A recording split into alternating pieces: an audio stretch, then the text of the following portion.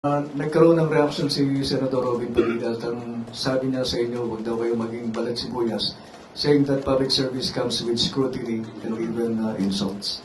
Opo, mas maganda po sana kung nagsalita muna si Senator Robin Padilla at inalam niya ang buong kwento bago siya nagsalita na balat sibuyas. Unang-una, katulad sinabi ko kanina, hindi po kami ang nagpakalat ng video. Wala po kaming balak na ito ay palakihin.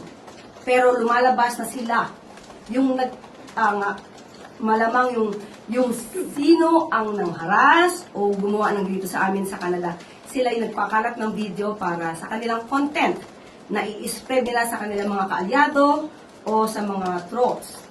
At pangalawa, hindi kami, never kami kumuha sa video. Makikita niyo po, may mga dala kaming papel dahil kami ay gagawa sana ng isang video shoot. At pangatlo, hindi kami nagsulat. Hindi kami ang nagpaunang magpakala dito. Nung nadudoon po ako kasamang MPC during dinner, sabi po sa akin ni Ivan Mayrina kung ako ay sasagot. Ang sabi ko, huwag na lang palakihin, hindi na ako magbibigay ng anumang komento. Pero nabasa ko po kasi yung message ni Ivy. Tinatanong niya kung ano ang komento ko sa nangyari. So, since hindi naman ako makakasagot agad sa MPC sa Manila, so sabi ko ngayon kay Ivan, sige, sasagutin ko na lang, then kayo na lang ang mag-share sa MPC Manila. Yun lang po ang naging daan para sumagot ako, pero initially ayoko sanang sumagot.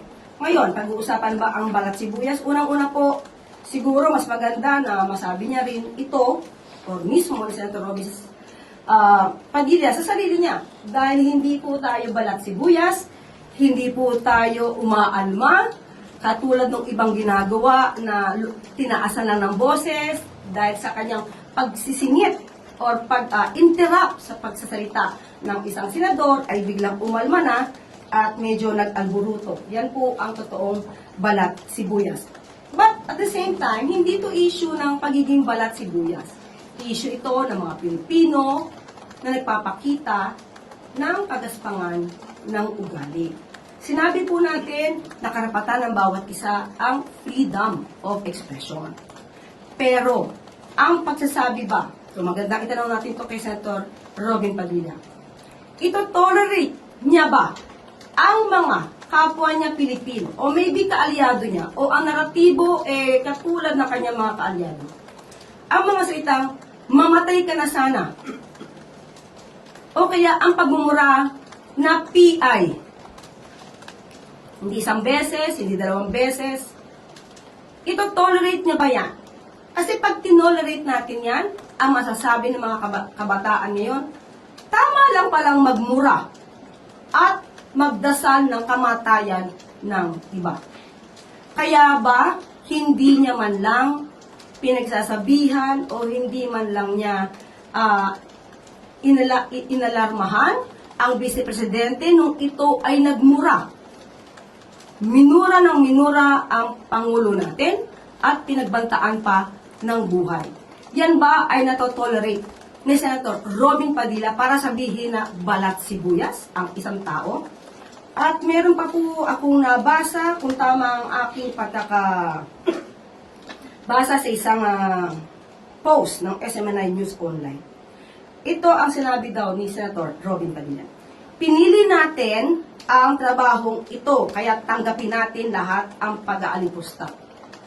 Dahil ang bayan ay ibiningit na natin sa kawalan.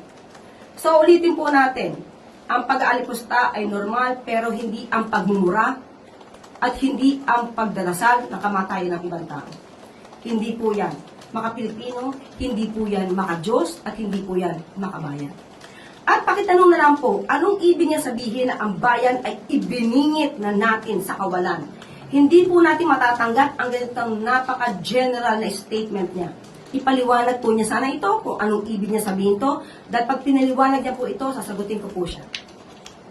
Hindi po siya maaari magpintang ng ganito nang wala siyang anumang ebidensya.